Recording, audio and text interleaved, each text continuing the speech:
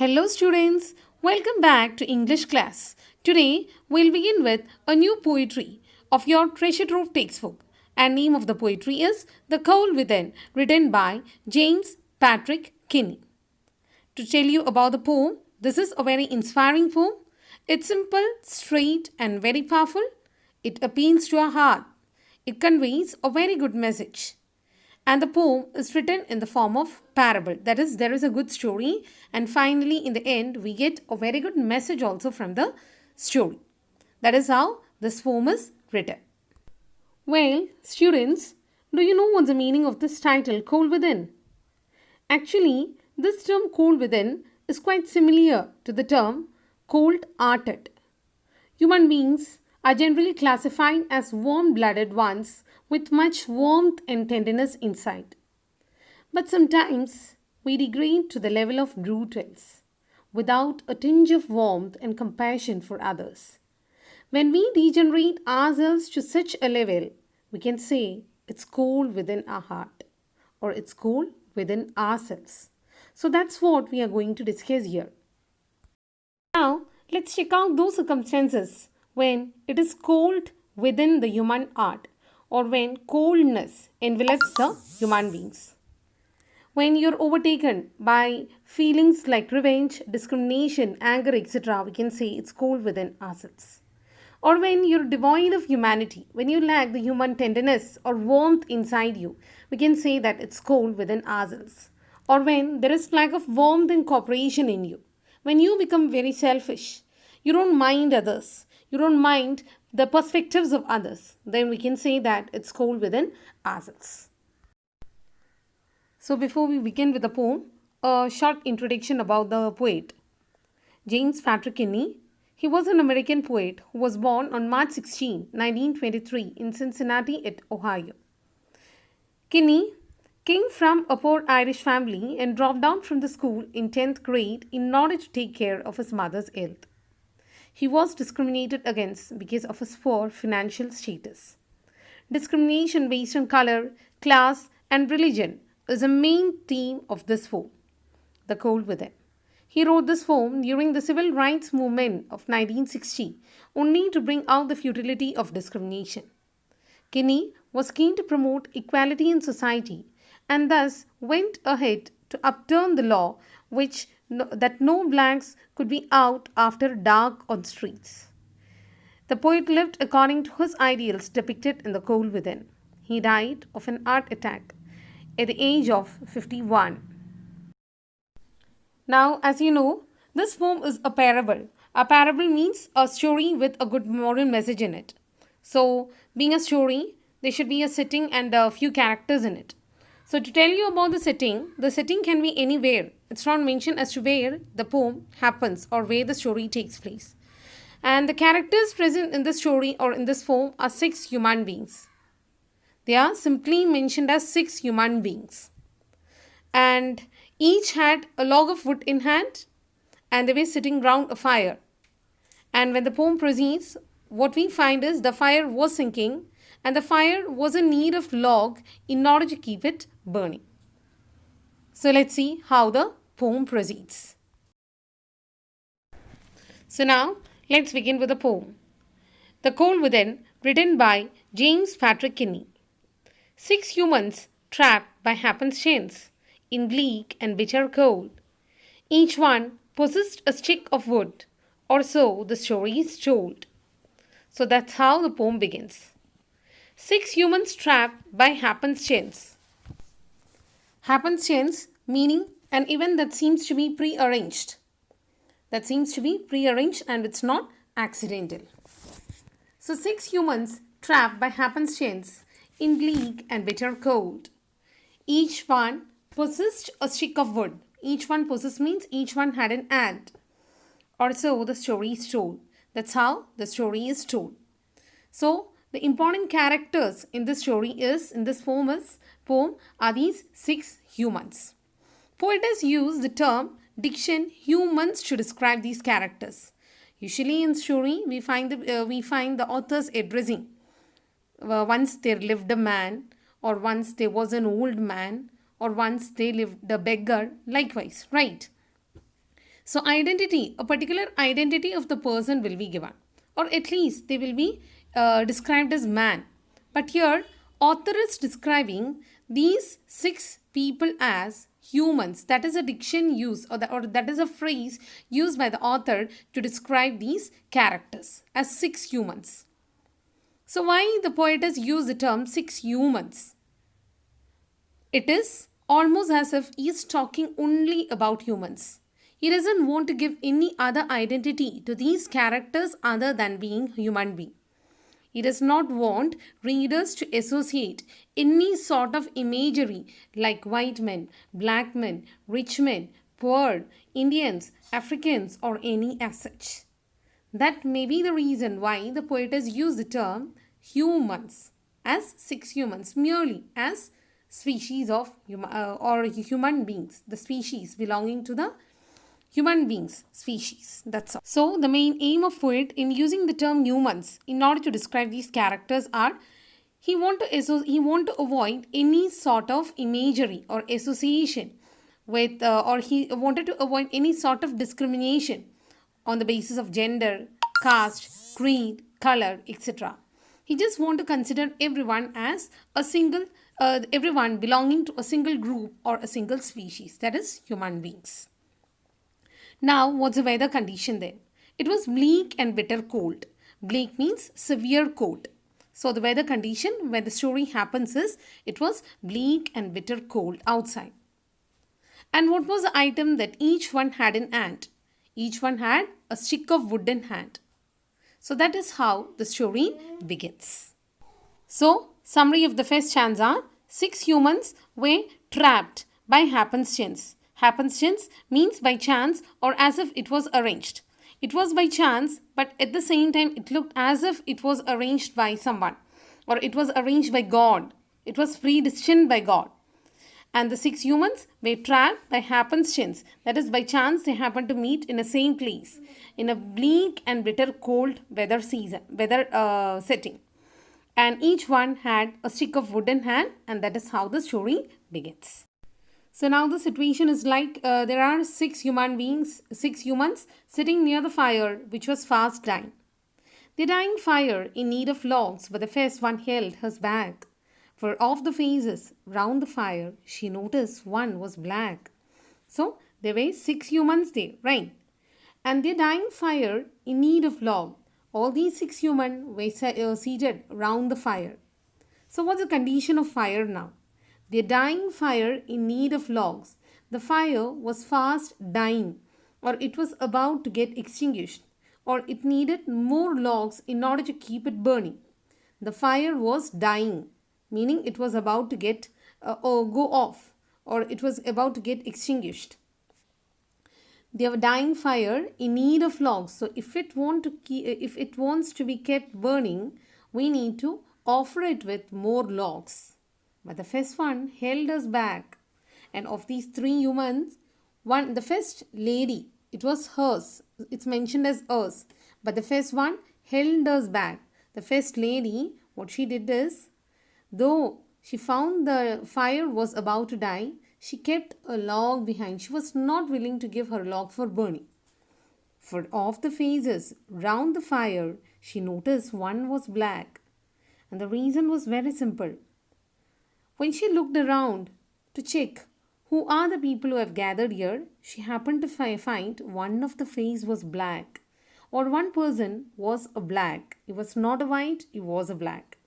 So finding a black in her group, she decided that she will not give her log for burning. So she kept it back itself, or she kept it behind. Now, symbolic meaning for the logs and dying fire. Logs here symbolizes positions or attribute or various human characteristic. Log symbolizes positions, attributes or various human characteristic or human qualities. It can be in the form of compassion, warmth, intellectual abilities, etc. Fire. Fire symbolizes hope and acceptance. Fire Inner meaning for the term fire over here is open acceptance. And dying fire represents hope, acceptance, and other human spirit or the innate good positive human qualities. Then, dying fire symbolizes decreasing human spirit, that is, dying of human qualities or various good positive human qualities from the hearts of the people. So, dying fire in need of loss. Dying fire here stands for dying human spirit or the positive human traits. It is dying nowadays. And so it is a need of loss. Need of loss means it is a need of innate good qualities like warmth, love, selflessness, generosity, etc. In order to make this world alive once again. That is, only if the positive good human qualities is brought alive or it's shown outside, the world will be alive or there will be humanity in this earth. But what we find nowadays is because of our tendency of prejudice, discrimination, etc., on the basis of class, color, religion, region, etc., and because of our anger, selfishness, or lack of warmth inside, we prevent ourselves from using these logs or bringing these innate qualities out or using these logs for the welfare of others. Thereby, we kill ourselves as well as others. So, why was the first woman not willing to give her log for burning? It was because in her group she happened to find that one among that 6 members, one out of the 6 person was a black one. She did not want to save black. She acted out of a racial prejudice. So she kept aside her log. Keeping aside a log means she kept aside her innate human abilities or human qualities in the form of warmth, tenderness, or other intellectual abilities. She kept it aside, and thereby the fire started, and thereby nothing was there in order to help the dying fire to burn again. That is, human spirit, positive human spirit to light up again. The next man, looking across the way, saw one not of his church, and could not bring himself to give the fire his stick of birch.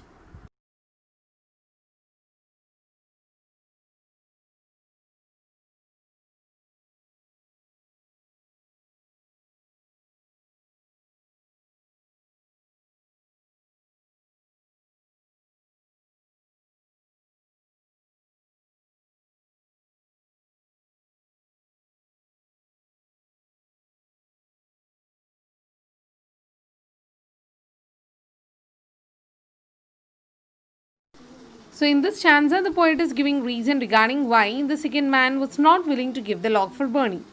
The next man, looking across the way, saw one not of his church.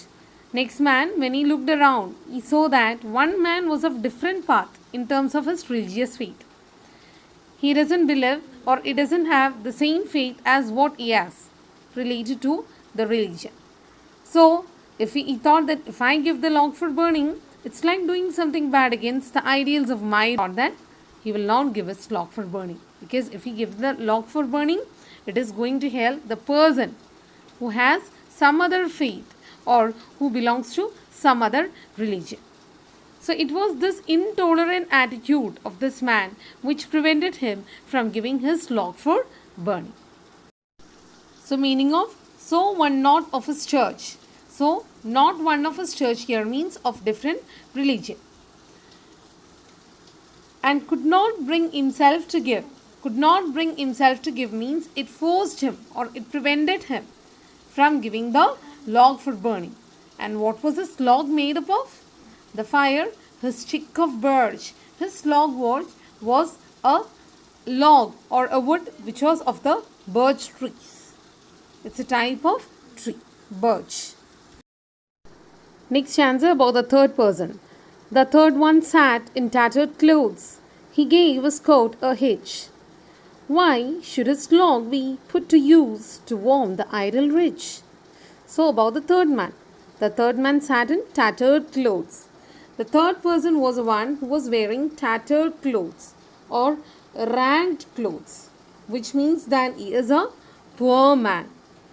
He was having only tattered clothes, which means that he is poor. He gave his coat a hitch.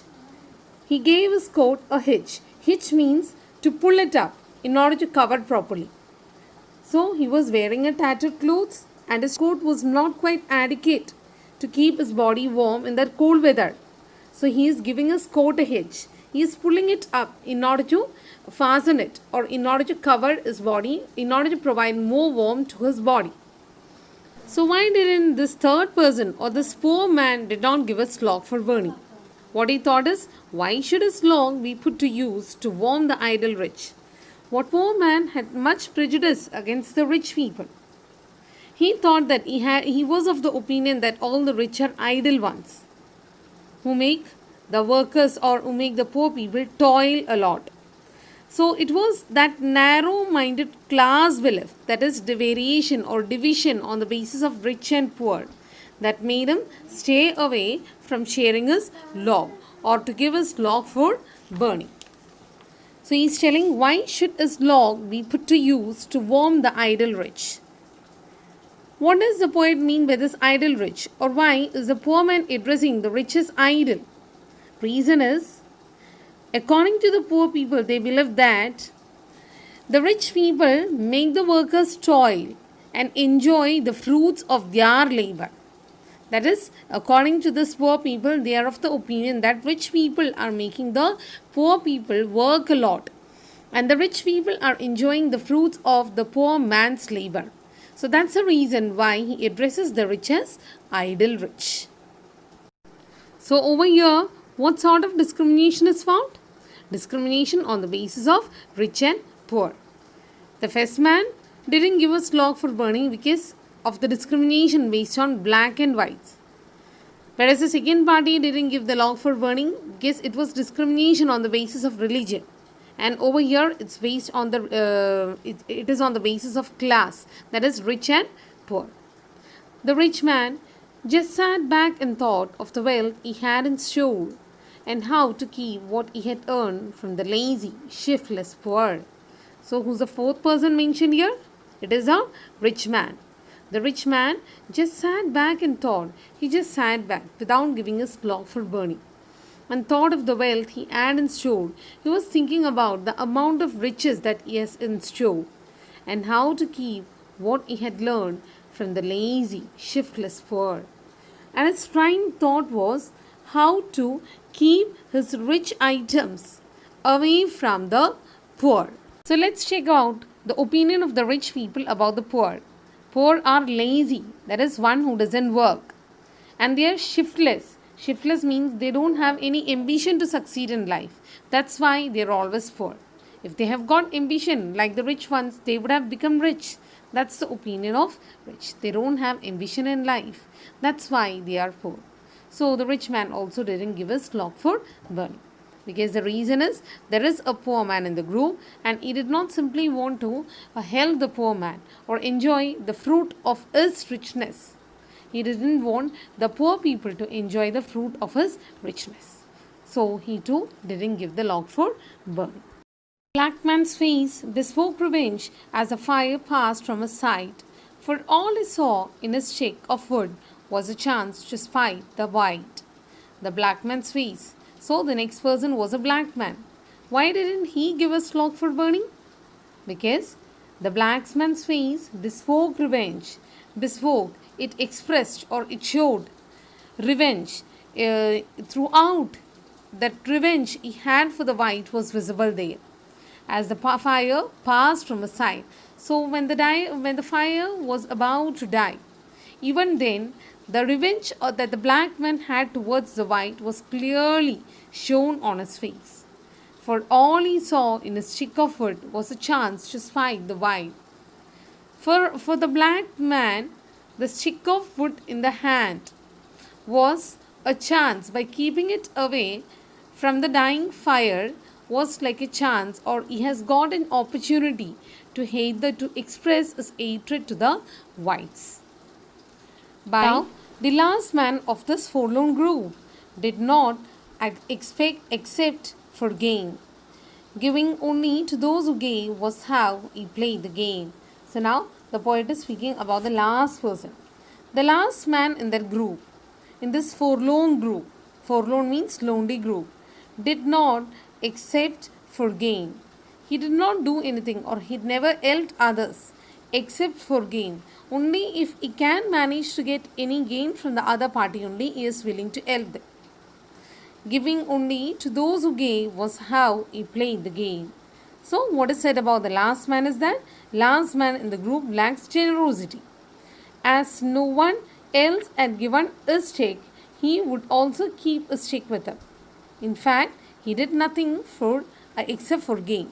That is, if ever he is helping others or if ever he is doing anything for the welfare of others, it will be only if he can expect any gain from that. So, giving only to those who gave. His character was that he gave only to those people who used to give him something. Was how he played the game. That is how he make up his living over there. Now, meaning of forlorn. Forlorn meaning lonely. Why is the group said to be lonely though there are 6 members in that group? Reason is that though they were 6 in number, there was no cooperation between them. Always separated based on their thoughts, based on racism, based on revenge, or based on stinginess, greediness, which they had inside, they were separated. They couldn't cooperate with each other. That is why the group was said to be a forlorn group. Then meaning of not. Not means nothing. Not meaning nothing. So now, entering to the last stanza, their locks held tight in death's chill hand was proof of human sin. They did not die from cold without, they died from cold within. So, what the point means is that their locks held tight in death's chill hand, with locks tightly held in their hand, because they were not willing to give their locks for burning. It was a proof of human sin. It became one of the greatest sins which they are committing in their life. The locks being held tight in their hand has led them to invite their death. They did not die from cold without. They died from cold within. So the poet is telling, these 6 people have died not because of the freezing cold outside. It was because of the cold inside their mind. It was because of their cold-hearted nature. It is because of their cold-hearted nature or lack of love within each other. They were overtaken by the feeling of revenge, spite, or hatred, anger to a certain extent, and that was the reason for their downfall. They were devoid of humanity. They were devoid of humanity, and even when they were going through the same situation, they were not willing to cooperate. Warmth and compassion for each other was not seen among them. Each one had a log in hand, but they could not put it to use because they thought that it would help others also. This lack of warmth has finally led to their death. So author is chilling. So the poet is chilling. They died not because of the cold weather outside. It was only because of their cold-hearted nature inside. It was only because of lack of compassion, love, and humanity within each other. So, dear students, what the poet is appealing to the readers through this poem is to give up all our prejudices. We should stop being unkind, ungenerous, greedy, revengeful, and spiteful. If we do not give up our prejudice, we are sure to hurt others, and we are sure to hurt others as well as ourselves. Prejudice, which are sins, are self-destructive. We should always remember that.